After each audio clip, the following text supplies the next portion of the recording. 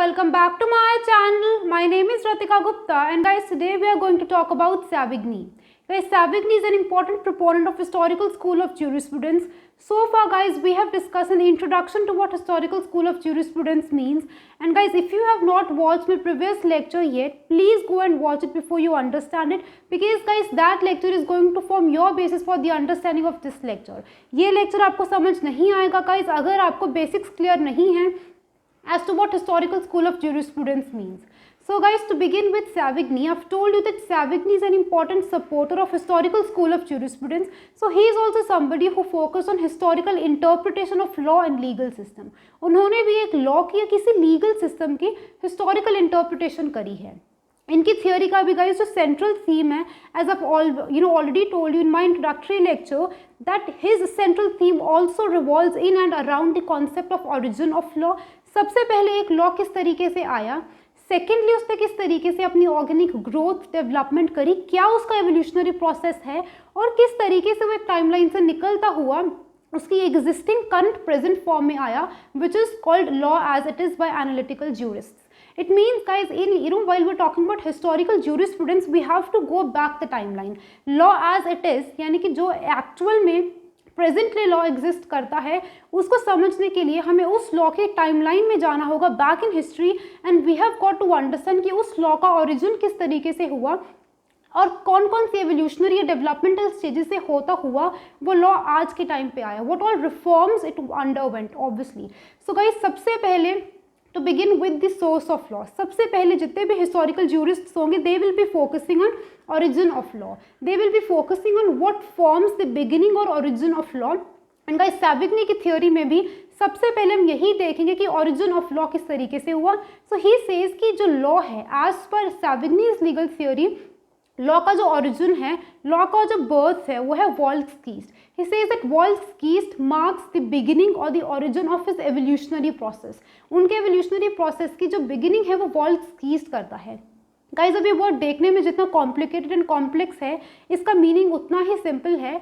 इसका मतलब क्या है? Popular will of the people. अब गाइज, इस चीज़ को समझने के लिए, इस कॉन्सेप्ट को समझने के लिए हमें थोड़ा सा कॉन्ट्रास्ट करना पड़ेगा with analytical school of jurisprudence. I have told you कि एनालिटिकल स्कूल ऑफ ज्यूरिस्प्रूडेंस में लॉ की आर्बिट्ररी क्रिएशन है, क्योंकि उसको आर्बिट्ररीली बनाया गया है किसी एक इंसान के द्वारा, और वो कौन है? Sovereign in a state. I have told you कि एनालिटिकल ज्यूरिस्ट्स के according law is a command of a sovereign in a state. It means guys, वो सॉवरेन जो है उसने आर्बिट्ररीली अपनी इंडिविजुअल विल लगा के, अपनी इंडिविजुअल वॉल्यूशन लगा के लॉ को बना दिया, and all the people are bound to follow it.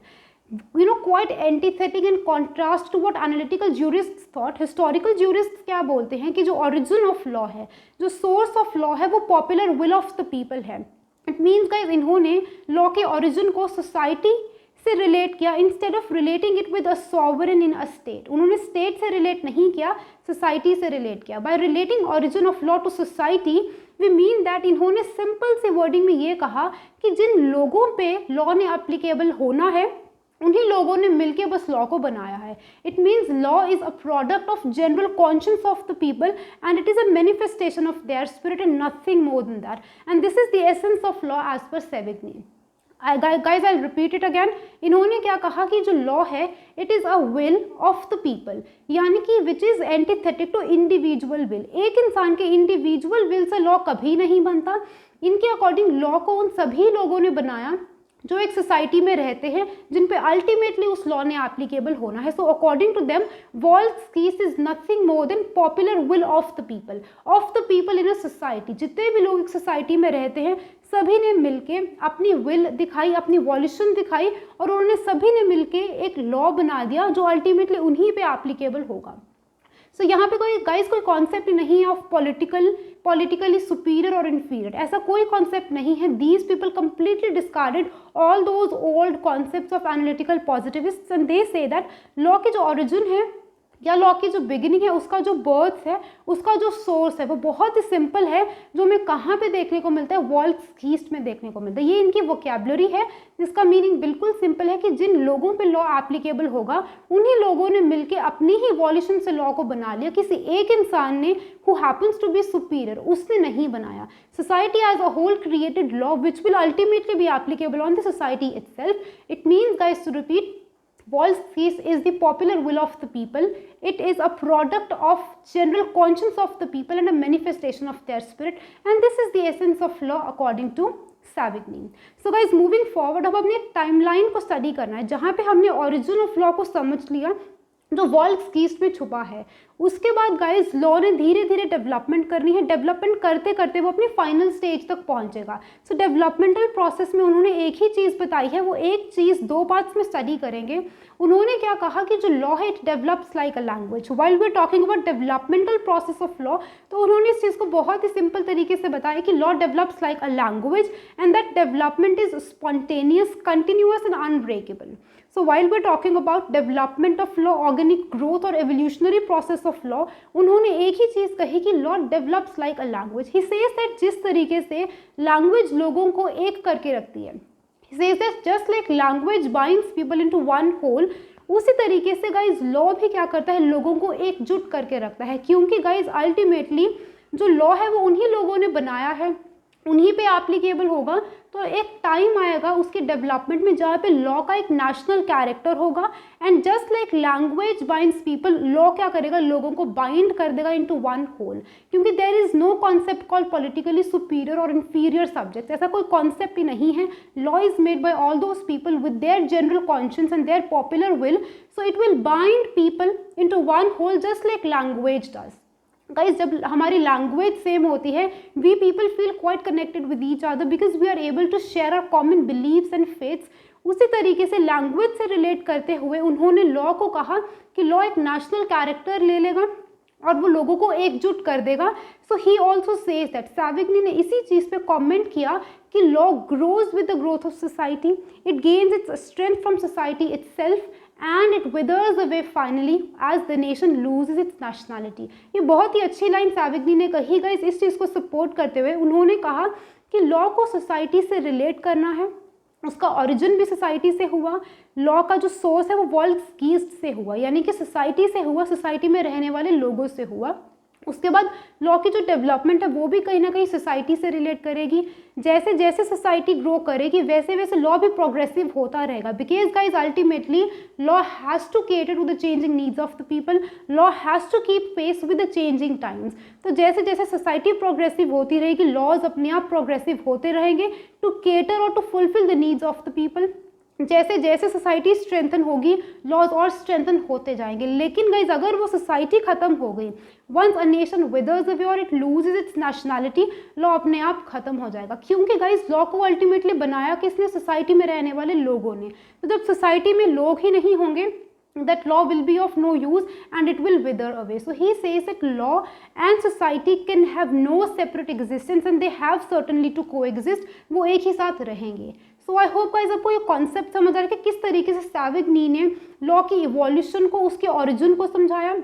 फिर उन्होंने बताया कि इसके डेवलपमेंटल स्टेजेस हैं जहाँ पे develops like a language, language से कोरिलेट किया कि जिस तरीके से लैंग्वेज ग्रो एंड डेवलप करती है over a passage of time, लोगों को एकजुट करके रखती है, उसी तरीके से लॉ का भी एक नेशनल कैरेक्टर है जो लोगों को एक बना के रखता है। एंड लॉ को सोसाइटी से रिलेट किया and he says that law जो है उसकी जो डेवलपमेंट है वो स्पॉन्टेनियस है, वो कंटिन्यूअस है एंड वो एक अनब्रेकेबल प्रोसेस है।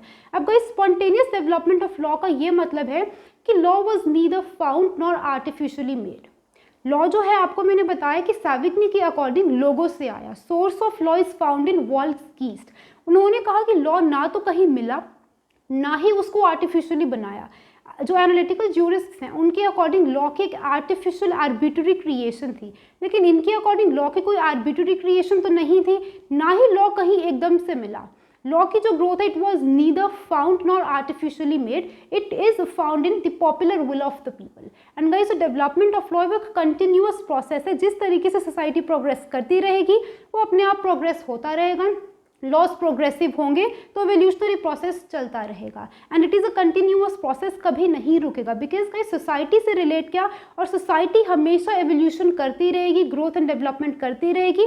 उसी तरीके से law also keeps on changing with the changing needs of time, और वो एक अनब्रेकेबल प्रोसेस है, इसको आप तोड़ नहीं सकते हो। अगर सोसाइटी विदर अवे करेगी, वो खत्म हो जाएगी, लॉ अपने आप खत्म हो जाएगा, लेकिन टिल दैट टाइम उसका evolutionary process right from its origin, right from its source वो चलता रहेगा। And guys to end with, इन्होंने कहा codification marks the end and perhaps the last stage of development of law. ये मैंने आपको introductory lecture में भी क्लियर किया था गाइज कि होता क्या है कि ओरिजिन से लेके हमने कोडिफिकेशन तक जाना है। Once a law is codified, वो लॉ एज इट इज़ की फॉर्म ले लेता है और उसके बाद उसकी ऑर्गेनिक ग्रोथ एंड डेवलपमेंट रुक जाती है।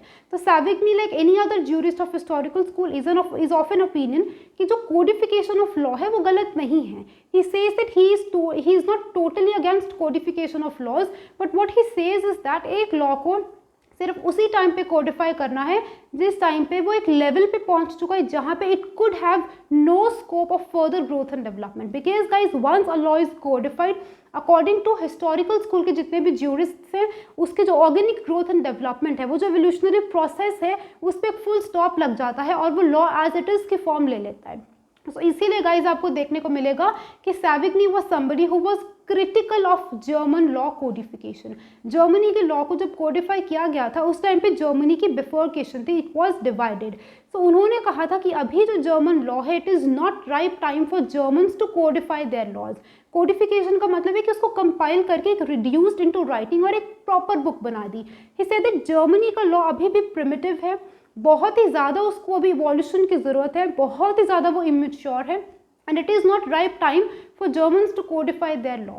But he at the same time said that this does not mean that I am totally against codification of laws. Laws को codify करो, कोई दिक्कत नहीं है, but at a time when it is time ripe for a law to be codified, when there is no further scope for that law to grow or to evolve. So guys, जब एक law codify होगा, it means उस time पे वो law एक अपने full potential पे आ चुका है। एंड गाइज जस्ट अंडरस्टैंड कि जब एक लॉ कोडिफाई होगा उस टाइम पे वो फुली डेवलप्ड हो चुका है। It means that is also the stage जहाँ पे वो लॉ सबसे ज़्यादा कॉम्प्लेक्स होगा। उससे ज़्यादा लॉ की कॉम्प्लेक्सिटी नहीं हो सकती since it has reached its full potential. So guys Savigny ने ये कहा कि जब एक लॉ कोडिफाई होता है, अपने बिल्कुल क्लाइमैक्स पे होता है, उस टाइम पे वो लॉ बहुत ही ज़्यादा कॉम्प्लेक्स होता है। Now that law which was a product of general will और कॉन्शियंस ऑफ द पीपल, उस लॉ को आगे समझाने के लिए और समझने के लिए ज्यूरिस्ट्स और लॉयर्स की ज़रूरत पड़ती है। आज के सिनेरियो में आप देखो गाइस, हमें ज्यूरिस्ट्स की, हमें लॉयर्स के, लीगल प्रोफेशनल्स की ज़रूरत पड़ती है लॉज को समझने के लिए। वही सैविग्नी ने कहा कि ज्यूरिस्ट्स की या लीगल प्रोफेशनल्स की ज़रूरत इसीलिए पड़ेगी क्योंकि with the passage of time law will definitely become complex, बहुत ही ज़्यादा वो कॉम्प्लेक्स हो जाएगा। Although it is a product of general conscience of the people, लेकिन उस कॉम्प्लेक्स लॉ को समझने के लिए there is a need for jurists and legal professionals, and he completely differentiated these people from legislators. He said that legislators का काम सिर्फ और सिर्फ लॉ मेकिंग है, their role is limited to law making only, and law को execute करना, उसको समझना इन कॉम्प्लेक्सिटीज ऑफ टाइम। अब सोसाइटी इतनी कॉम्प्लेक्स हो चुकी है कि ये काम किसका है, लीगल प्रोफेशनल्स का है, and legislators must not encroach into their sphere of work. I hope guys आपको ये कॉन्सेप्ट क्लियर हो चुका है। And to end with guys, Savigny ने क्लियरली कहा कि जिस लॉ की वो बात करते हैं that is not universal in nature, universal applicability उस लॉ की नहीं है, क्योंकि गाइज उन्होंने लॉ को सोसाइटी से रिलेट किया। अब लॉ को सोसाइटी से रिलेट करने से ये मतलब है गाइज कि सोसाइटी कीप्स ऑन चेंजिंग। अगर सोसाइटी चेंज होती रहेगी तो लॉज भी चेंज होते रहेंगे। So his law has no universal application. जहाँ पे जैसी सोसाइटी होगी वहाँ के वैसे लोग उस लॉ को बनाएंगे which is ultimately going to govern them, वो उन पे लागू होगा। तो सोसाइटी के साथ साथ लॉज भी बदलते, क्योंकि सोसाइटी की यूनिवर्सल एप्लीकेबिलिटी नहीं है, उनके लॉज की यूनिवर्सल एप्लीकेशन नहीं हो सकती। जगह जगह सोसाइटी भी चेंज होगी, प्लेस टू प्लेस लैंग्वेज भी डिफर करेगी। उन्होंने अपने लॉ को, उसके ओरिजिन को या उसके डेवलपमेंट को सोसाइटी से रिलेट किया एंड लैंग्वेज से रिलेट किया। जैसे आप एक प्लेस से दूसरी प्लेस जाओगे, society will also change and language will also change, so does his law will also change. So he says that it has no universal applicability. So guys, this was a short and crisp content about Savigny कि Savigny क्या कहते थे कि इनकी legal theory क्या है. So his legal theory is focused from Wolff-Thieves right to codification. And once a law is codified, वो law क्या बन जाएगा, राइप हो जाएगा और उसकी वहाँ पे ऑर्गेनिक ग्रोथ रुक जाएगी। And that is what law as it actually exist in its present form in a particular legal system. तो वो जो है वहाँ से एनालिटिकल पॉजिटिविस्ट की थिंकिंग स्टार्ट होती है. So guys I hope you will be left with no queries as per this content, but still guys, if you have any doubt pertaining to it, please feel free to comment in the comment box. I'll be replying to all your doubts and queries. Till then guys, keep learning, keep shining, stay safe, and bye bye.